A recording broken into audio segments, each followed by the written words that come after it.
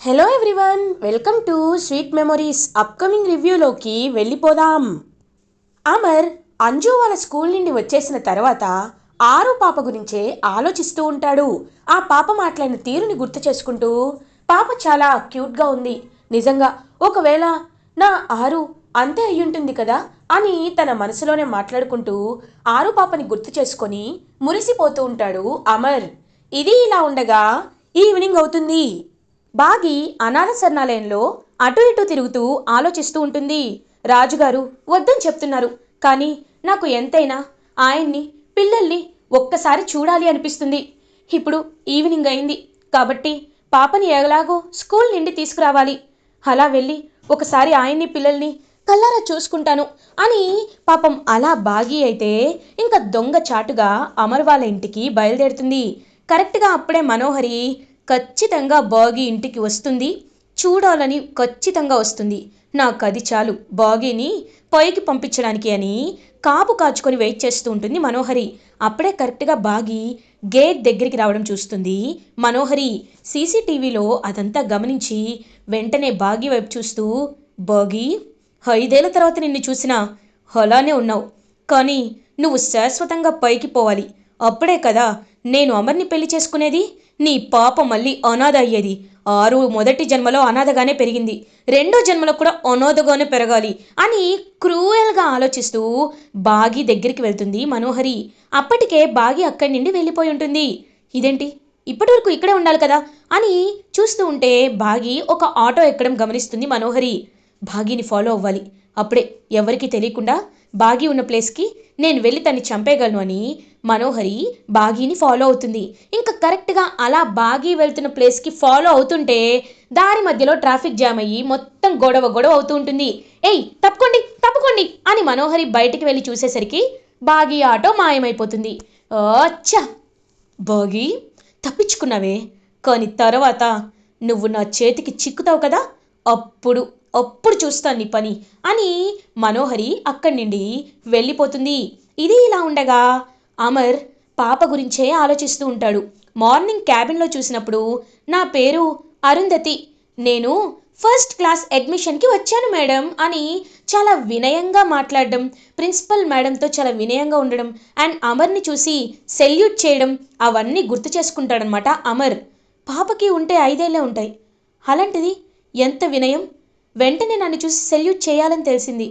చాలా గౌరవంగా ఉంది నిజంగా. ఆ పాప ఎవరో కనుక్కోవాలి అని అమర్ స్కూల్కి వెళ్తాడు. కరెక్ట్గా అప్పుడే ఆరు పాప అలా నడుచుకుంటూ వస్తుంది.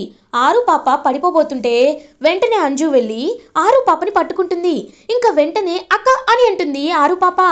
ఆరు పాప అక్క అని అనగానే అంజుకి బాగి కడుపులో ఉన్నప్పుడు బిడ్డ అక్క అని ఎప్పుడు పిలుస్తుందో ఆ పిలుపు గుర్తొస్తుంది. వెంటనే ఆరు పాప వైపు చూస్తూ ఉంటుంది అంజు. పాప, నీకేం కాలేదు కదా అని అంటుంది. చాలా థ్యాంక్స్ అక్క, నాకేం కాలేదు అని అంటుంది ఆరు పాప. ఓకే, నువ్వు నాతో పాటే వస్తావా, రా, అక్కడి వరకు నేను నిన్ను తీసుకెళ్తాను అని అంజు ఆరు పాప చేపట్టుకొని స్కూల్ గేట్ వరకు తీసుకొస్తూ ఉంటుంది. ఇదంతా పాపం ఆటోలో నుండి సీక్రెట్గా గమనిస్తూ ఉంటుంది బాగి. చాలా రోజుల ఏళ్ల తర్వాత అంజుని చూసి ఎంతో హ్యాపీగా ఎమోషనల్గా ఫీల్ అవుతుంది బాగి. కరెక్ట్గా అలా అంజు ఎదురుగా చూడగానే అక్కడ అమర్ ఉంటారు. డాడ్, మీరిక్కడికి వచ్చారేంటి అని అడుగుతుంది. ఏం లేదు, ఇవాళ నేనే నిన్ను పికప్ చేసుకోవాలనుకున్నాను అని పక్కనున్న ఆరు పాప వైపు చూసి మోకాలపై కూర్చొని, పాప నువ్వు ఎలా వెళ్తావు అని అడుగుతారు. మా మమ్మీ ఆటోలో వస్తుంది అని అంటారు. హో అవునా, అవును, మీ మమ్మీ పేరేంటి అని అడుగుతారు. వెంటనే ఇంకా బా అని చెప్పేలోపు అమ్మ ఆరు పాప అని పిలుస్తారు రాజుగారు. వెంటనే పక్కకు తిరిగి చూసి తాతయ్య అని పరిగెత్తుకుంటూ వెళ్తుంది ఆరు పాప.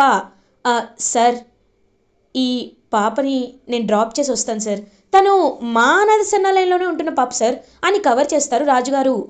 హో అవునా, అడిగి ఇబ్బంది పెట్టినట్టున్నాను. రాజుగారు, పాప చాలా వినయంగా ఉంది, నిజంగా పాపకి ఫ్యూచర్లో ఎలాంటి హెల్ప్ కావాలన్నా నన్ను అడగండి అని చెప్పి అమర్ అంజుని తీసుకొని అక్కడి నుండి వెళ్ళిపోతారు. ఇంకా అలా బాగి వెళ్ళిపోతున్న అమర్ వైపు చూస్తూ ఉంటే బాగి గుండె చప్పుడు అమర్కి వినిపించినట్టు అవుతుంది. ఒక్కసారిగా అమర్ అలా వెనక్కి తిరిగి చూస్తాడు. వెంటనే బాగి తన ఫేస్ని కప్పేసుకుంటుంది. చుట్టూ చూసేసరికి రాథోడ్, సార్ ఏమైంది సార్ అని అడుగుతారు. రాథోడ్, నాకెందుకో భాగి ఇక్కడే ఉందేమో అనిపిస్తుంది రాథోడ్ అని అంటారు. సార్ అది మీ భ్రమయుండొచ్చు కదా సార్ అని అంటారు. హేమో, అయినా తానెందుకు ఇక్కడ ఉంటుంది, నన్ను వదిలి వెళ్ళిపోయింది కదా అని ఇంకా అలా అమర్ కార్లో వెళ్ళిపోతారు. ఇంకా కరెక్ట్గా ఈవినింగ్ అవుతుంది. అంజు పాప ఇంటికి వచ్చి ఆరు పాపని గుర్తు చేసుకుంటూ ఉంటే మిగతా పిల్లలందరూ, అంజు ఏంటి ఇవాళ డాడీ నీకు బాగా కోటింగ్ ఇచ్చారా అని అడుగుతారు. లేదమ్ము, ఎందుకంటే ఇవాళ నేను ఒక్క పాప వల్లే సేవ్ అయ్యాను. ఆ పాప పేరు మన అమ్మ పేరే, అరుంధతి అంట. ఆ పాపను చూసి డాడీ చాలా ఇంప్రెస్ అయ్యారు, అందుకే నా గురించే మర్చిపోయారు అని అంటుంది అంజు. ఏంటి అరుంధతినా అని అంటాడు ఆకాష్. అవును, నాకు డౌట్ వచ్చింది, కానీ రాజు తాతయ్య ఉన్నారు కదా, ఆయనతో వచ్చింది కాబట్టి పాపం తన ఆర్ఫనేమో అని అంటారు. అయ్యో అవునా, ఒకసారి నాకు తన్ని చూడాలనిపిస్తుంది. నువ్వు చెప్తుంటే ఒకవేళ మన బుజ్జమ్మలాగే ఉంటుందేమో అనిపిస్తుంది. ఆ పాప ఏ అనాథాశ్రమాలేమో కనుక్కుంటే మనం హ్యాపీగా వెళ్ళొద్దాం అని అంటారు. తప్పకుండా వెళ్దామని చెప్పి ఇంకా పిల్లలందరూ పాపం గట్టిగా ఫిక్స్ అవుతారు.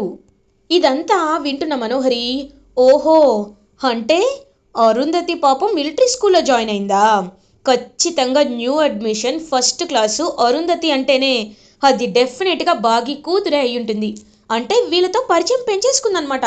అమర్ గుండెలో మొండి స్థానం కొట్టేస్తుందనమాట. అలా జరగనివ్వను కదా, జరగకుండా చూసుకునే బాధ్యత నాది కదా అని ఇంకా కోపంతో రగిలిపోతూ ఖచ్చితంగా బాగి ఎక్కడుందో అని రౌడీలకి కొన్ని ఫొటోస్ పంపిస్తుంది.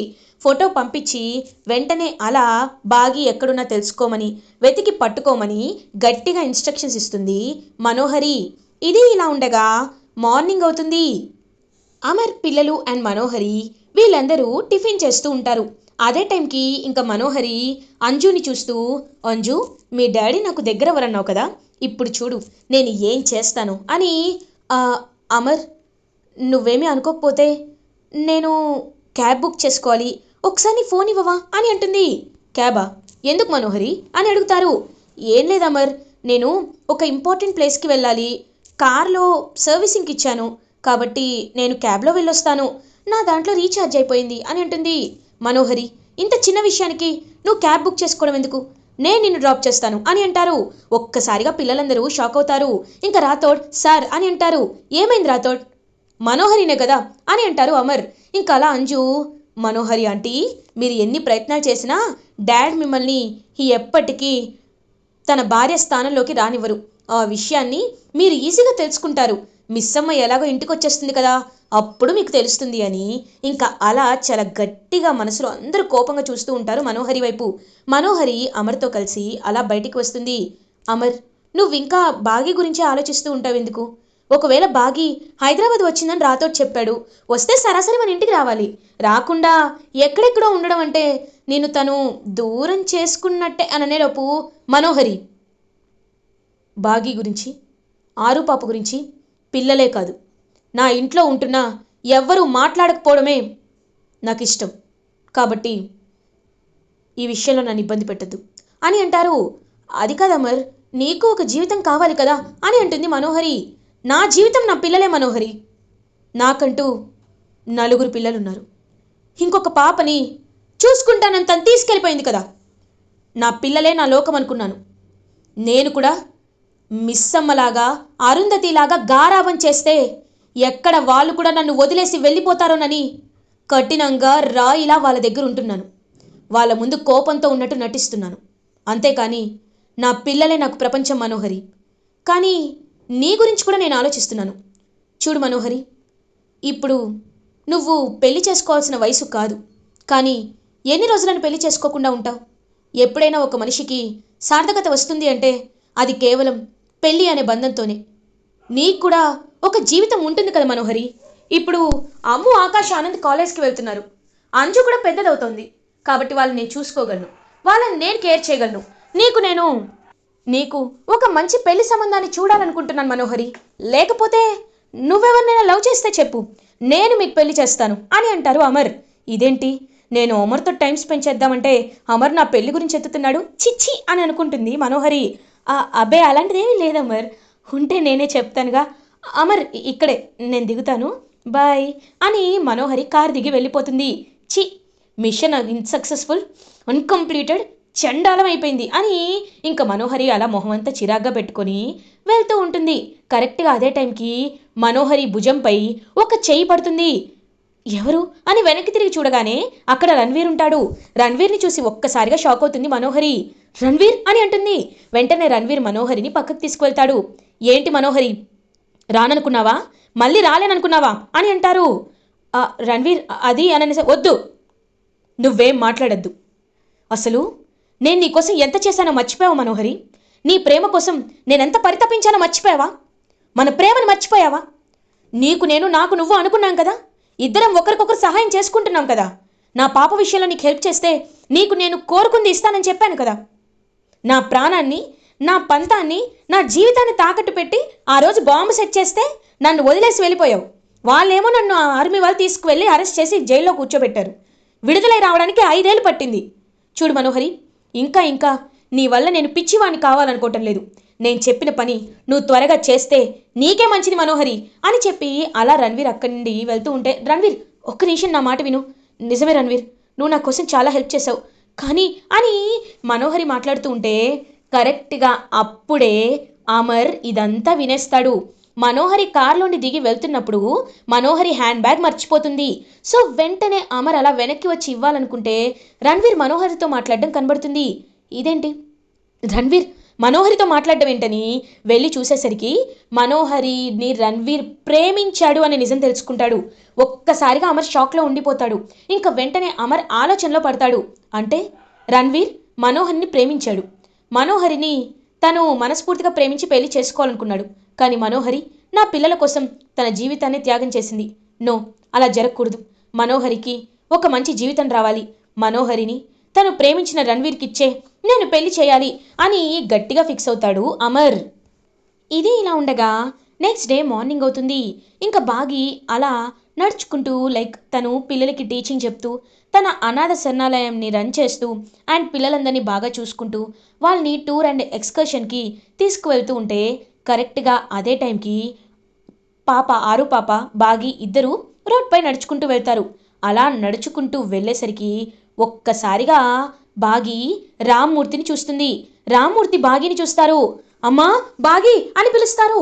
ఒక్కసారిగా బాగి షాక్ అయ్యి వెనక్కి తిరిగి చీర కొంగుని తన ఫేస్కి పెట్టుకొని గబగబా పరిగెడుతూ ఉంటుంది.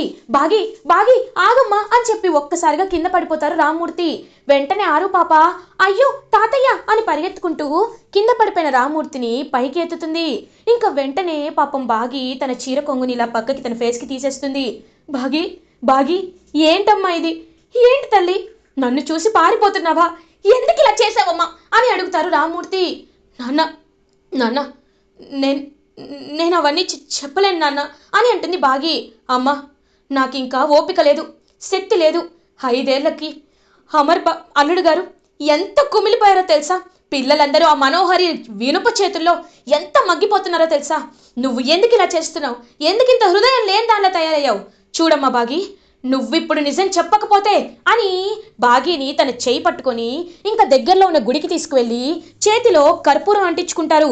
నువ్వు నిజం చెప్పకపోతే నా చెయ్యి కాల్చుకుంటాను, ఇక్కడే నేను సమాధైపోతాను అని చెప్పి పాపం రామ్మూర్తి గట్టిగా చేతి కర్పూరం అంటించుకునేసరికి నాన్న వద్దు, నాన్న వద్దు, చెప్తాను నాన్న, నేనెందుకు 5 ఏళ్ళు దూరం అయ్యానో చెప్తాను అని పంతులు గారు చెప్పిన విషయం చెప్తుంది బాగి. చిన్న పాప అండ్ పెద్ద పాప అమ్ము ఇద్దరు ఒకే చోటుంటే అమ్ముకి గండమని, అమ్ము ప్రాణాలకే ప్రమాదం అని అండ్ 2 అటాక్స్ జరిగాయని, సో నేను పాపతో 7 ఏళ్ళ అజ్ఞాతవాసం చేయాలి అని పంతులు గారు చెప్పారని అదంతా నిజాలు చెప్పేస్తారనమాట బాగి రామ్మూర్తికి. ఒక్కసారిగా రామ్మూర్తి కన్నీళ్ళు తుడుచుకుంటూ, అమ్మ బాగి, ఇదంతా పకడ్బందీగా అనిపిస్తుంది. పాప పుట్టిన వెంటనే మన ఊర్లో ఉన్న పంతులు గారితో నేను మాట్లాడానమ్మా. పాపది మహర్జాతకమని, పాపకి ఎలాంటి గండాలు లేవని, మహాలక్ష్మిలా పుట్టిందని చెప్పారు. అలాంటిది ఆరు పాప పుట్టినందుకు అమ్మ పాపకి గండమేంటమ్మా? లేదు లేదు, ఇదంతా కావాలని చేస్తున్నారమ్మా. ఖచ్చితంగా పంతులింటికి వెళ్తే ఆయన నిజం చెప్తాడమ్మా అని అంటారు రామ్మూర్తి. నాన్న అది కాదు నాన్న అని అంటుంది. నువ్వు రామ్మ బాగి అని చెప్పి ఇంకా వెంటనే రామ్మూర్తి బాగి అయితే ఆరు పాప ఆ పంతులు గారి దగ్గరికి వెళ్తారు. ఇంకా పంతులేమో మంచంపై పెరాలసిస్ అయిపోయి ఉంటాడు. ఒక్కసారిగా షాక్ అయిపోతారనమాట బాగి. ఏమైంది అని అడుగుతారు. ఆ పంతులు గారి భార్య ఏడుస్తూ ఉంటుంది. అమ్మ, మేము ఒక గౌరవమైన వృత్తిలో ఉండేవాళ్ళం. ఎప్పుడైనా ఒక పూజారి అంటే దేవుడికి జనాలకి మధ్యలో ఉండే ఒక మధ్యవర్తిగా, సందేశం అందించే ఒక దైవ మనిషిగా అనుకుంటారు. కానీ మా ఆయన డబ్బులు తీసుకొని ఒక అమ్మాయి విషయంలో దోషం ఉందని 7 ఏళ్ళు అజ్ఞాతవాసం చేయాలని ఒక అమ్మాయిని, తన బిడ్డని, చెంటి బిడ్డని పంపించేశారు. దాని తర్వాత ఆయనకి ఇలా పక్షవాతం అని చెప్పేసరికి ఒక్కసారిగా బాగి షాక్ అవుతుంది. ఇంకా ఆయన కన్నీళ్లు పెట్టుకుంటూ బాగి వైపు నమస్కారం పెడుతూ నేను తప్పు చేశాను అని సైగ చేస్తూ ఉంటాడు. బాగీకి విషయం అర్థమవుతుంది. అంటే మనోహరినే ఇదంతా కావాలని చేయించిందనమాట. మనోహరి, ఇవాటి నుండి నీ టైం స్టార్ట్ అయింది. నిన్ను నేను ఏం చేస్తానో చూడు అని చాలా గట్టిగా ఫిక్స్ అయ్యి మనోహరి తాట తీయాలని ఫిక్స్ అయిపోతుంది బాగి. ఇంకా బాగి, రామ్మూర్తి ఇద్దరూ కలిసి అమర్ వాళ్ళ ఇంటికి రీచ్ అవుతారు. అమర్ అయితే బాగి వైపు చూస్తూ భగి అని దగ్గరకొచ్చి ఆగిపోతాడు. ఎందుకు ఎందుకు నన్ను వదిలేసి వెళ్ళిపోయావు అని అడుగుతారు అమర్. ఏమండి, నేను వెళ్ళడానికి చాలా కారణాలున్నాయి. కానీ ఈ మనోహరి చేసిన పాపాలకి లెక్కే లేదు అని అంటుంది బాగి. ఏం మాట్లాడుతున్నావు బాగి అని అంటారు. అవునల్లుడు గారు, నా కూతురు నిజమే చెప్తుంది. ఇదిగో ఈ రాక్షసి మనోహరి వల్లే ఎన్ని రోజులు సీతారాములంటే మీరు దూరంగా ఉండాల్సి వచ్చింది అని ఇంకా జరిగిందంతా చెప్తారనమాట. కావాలని మనోహరి సెట్ చేసిన విషయం మొత్తం చెప్తారు. ఒక్కసారిగా షాక్ అయిపోతాడు అమర్. అండ్ రణ్వీర్తో మనోహరి మాట్లాడిన మాటల్ని గుర్తు చేసుకుంటాడనమాట అమర్. గుర్తు చేసుకొని అంటే ఖచ్చితంగా మనోహరి కావాలనే రణ్వీర్తో కలిసి ఇదంతా ప్లాన్ చేసింది. మనోహరి, నీ ప్లేస్లో ప్రపంచంలో ఎవ్వరున్నా నేను చంపేసేవాణ్ణి. కానీ నిన్ను చంపటం లేదు. ఎందుకో తెలుసా? ఎంతైనా నువ్వు నా ఫ్రెండ్వి. కాబట్టి నా కంటికి కనిపించినంత దూరంగా వెళ్ళిపో మనోహరి. నువ్వెలాగో రణ్వీర్ని ప్రేమిస్తున్నావు కాబట్టి రణ్వీర్ని పెళ్లి చేసుకొని సంతోషంగా ఉండు. ఇంకొకసారి నా కంటికి నువ్వు కనిపిస్తే మాత్రం నేనేం చేస్తానో నాకే తెలీదు. వెళ్ళు మనోహరి అని గట్టిగా చెప్తాడు అమర్. అప్పుడే అక్కడికి రణ్వీర్ కాల్ చేయడంతో బాగి రణ్వీర్ కూడా అక్కడికి వస్తాడు. వచ్చి ఇంకా అమరేంద్ర వైపు చూస్తూ మనోహరితో, చూడు మనోహరి, నీది ఇంకా అర్థం లేనితనం. ఇన్నేళ్లలో కూడా నీకు అమర్ సొంతం కాలేదంటే ఇంకెప్పటికీ ఆయన అవ్వడు. వాళ్ళది దేవుడు కలిపిన జంట. కాబట్టి నువ్వు రా అని చెప్పి ఇంకా అలా మనోహరిని అక్కడిని తీసుకువెళ్ళిపోతాడు రణ్వీర్. అలా హ్యాపీగా మళ్ళీ తన ఇంట్లో అడుగు పెడుతుంది బాగి. పిల్లలందరూ చాలా హ్యాపీగా ఫీల్ అవుతారు. ఇలా ఎపిసోడ్ ఎండ్ అవుతుంది. ఫర్దర్ ఎపిసోడ్ రివ్యూస్ ముందుగా మీకు కావాలి అనుకుంటే మా ఛానల్ని సబ్స్క్రైబ్ చేసుకోండి. Thanks for watching.